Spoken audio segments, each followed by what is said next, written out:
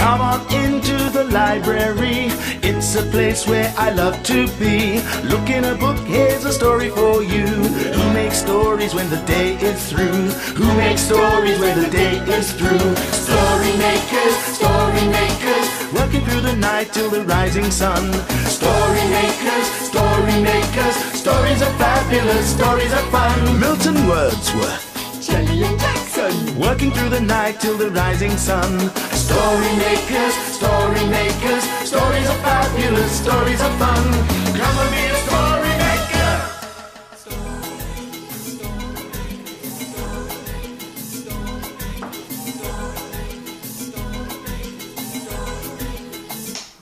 Story makers.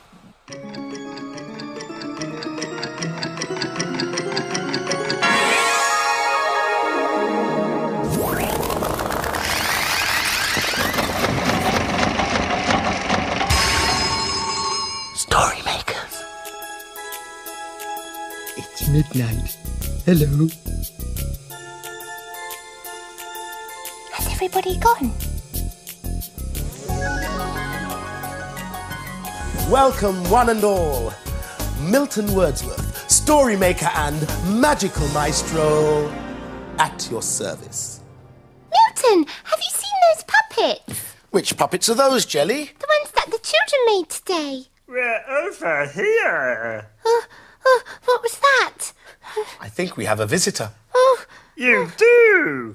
Hello. look, Milton. Hello there. Who are you? I'm Sammy. How do you do? Ah, how do you do? I'm very well, Milton. Don't worry, Jelly. It's a puppet. Jackson was just tricking you. Oh.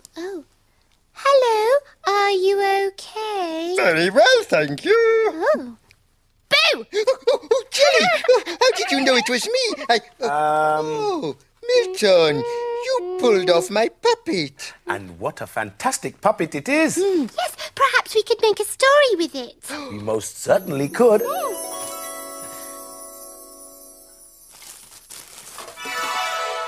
This is where we need your help. Are you ready? Imagine a story.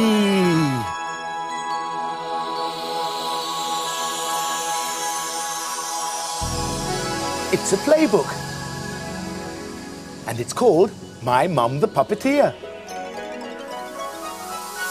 Today, Shada and her friend Caroline have come to the Theatre Museum in London to see something very special. It's all dark and quiet inside. A huge man stands in front of Shada holding his hand out. Hello, pleased to meet you. He has lots and lots of strings which make him move.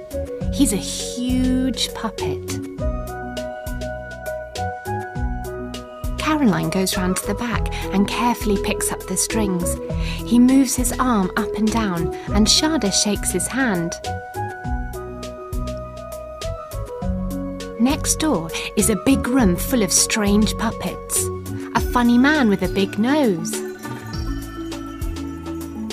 Tall string puppets. A little dog that shakes when you clap. Even a hand with strings. What else can they find? A fluffy teddy bear. But where has Shada gone? Where can she be? There you are. Time to go and find Mum, Caroline says. Come on. Shada's mum is a puppeteer. She makes puppets come to life with light and shadows and wonderful stories. Shada loves to help her. Mum and another puppeteer, Anna, are unpacking. The puppets are very special. You can't put your hand inside them and they don't have strings. They are flat and made of paper and card and metal. They have rods to move them and they go behind a big screen. They are called shadow puppets. Sharda pulls out lots of puppets and makes sure Mum and Anna have all the ones they need. Now it is time for Sharda to go and watch the show. Caroline is waiting. Everything goes quiet. It is time for the show to begin. Jelly, why don't we make a puppet? Okay. Come on. While Jelly and Jackson are at play, I shall search for a story. How about a tale from Faraway? Which faraway land shall we visit today? This is Indonesia, a land indeed rich in stories.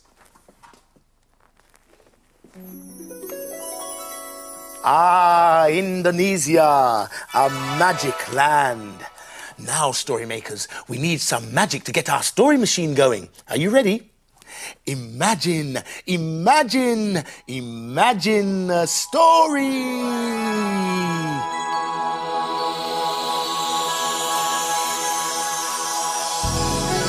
It's a tale from far away, called Halus and Kasar.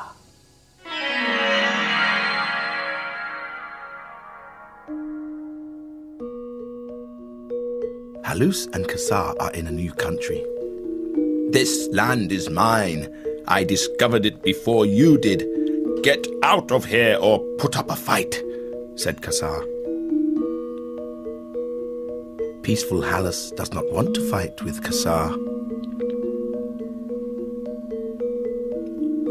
Suddenly, to their great surprise, a sorceress appears and says, Halus so good, Kasar so bad.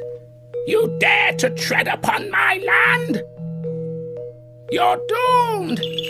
Your faces will now become mountains, looking up at the sky, unless one day a child walks over both your eyes. Only then will you up and fly, and the chances there are of that are as small as my turning into a cat. And with these words, the sorceress turned Halus and Kasar into two great mountains. Day turned into night, night into day. Animals of all kinds came to look at these two great mountains, and they walked up and over and down their peaks and their slopes.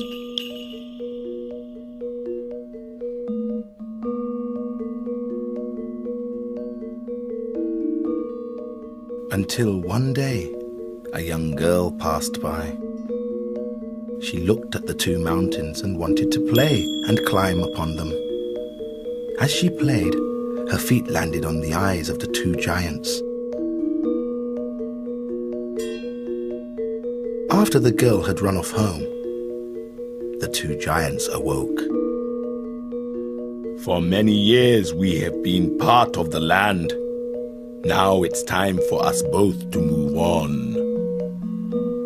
It's time for us, Kasar, to climb to the sun.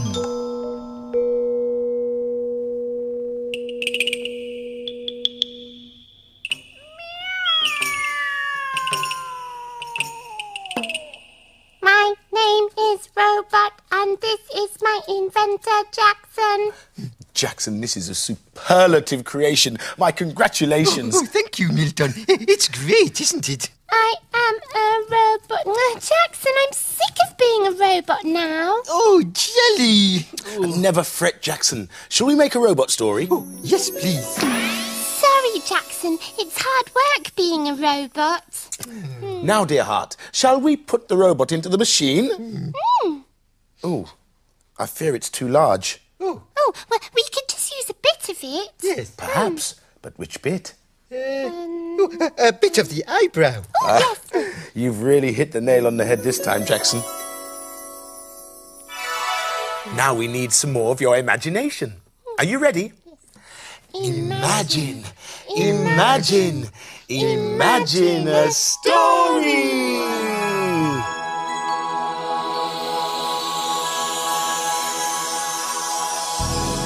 It's a blue cow story. What's that got to do with robots? Patience, dear boy. It's called Blue Cow and the Robot. In a field not far away is a herd of cows grazing quietly. One of the cows is most unusual. Blue Cow wonders about the big world beyond her field. One day, Blue Cow was looking at all the other cows. I wonder how cows are made. She's off again, said the other cows. So Blue Cow caught the bus that stops beside her field. I'd like a ticket to a making place, please. There you go, madam. Hold very tight. And they set off for a laboratory.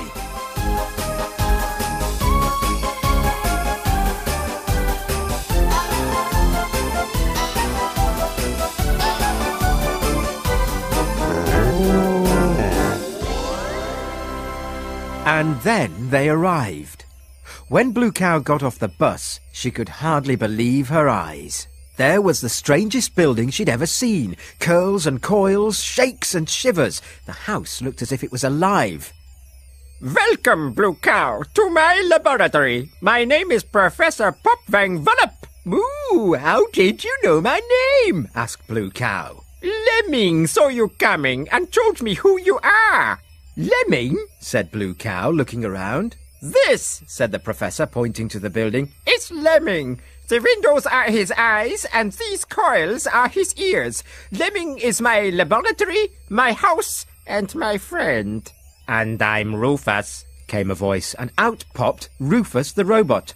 Why, may I ask, have you come to see us? Rufus asked. I wondered if you could make a cow just like me. No problem at all. Have you got a minute? Said the professor, and he and Rufus went inside. Blue Cow waited and watched. Seconds later, Lemming the laboratory started to make the strangest noises. It giggled and grunted and whizzed and wheezed. It shuffled and shook until, with a sneeze, out popped a robot Blue Cow, which looked just like Blue Cow herself. I wonder, went the Blue Cow robot as it pretended to eat grass. What do you think of her? Asked the professor, as the robot Blue Cow carried on saying, I wonder. Ooh, amazing, said Blue Cow.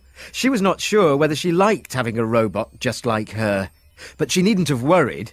Before you could say pop, bang, wallop, robot Blue Cow rushed off down the road, saying, I wonder, very loudly. I wonder. Rufus and the professor ran off after her. I won't make any more blue cows, Blue Cow, said a voice. It was Lemming, the laboratory. Ooh, thank you, said Blue Cow. That made her feel much better. Ooh. I am a robot. So, I look at the light. Oh, look at the light. It's time for us to be hidden away. Oh, tragedy. The dawn is upon us. The morning is nigh. We've made our stories, and we bid you goodbye. Till the rising sun. Story makers, stories are fabulous. Thanks for helping. Bye, story makers. See you again soon.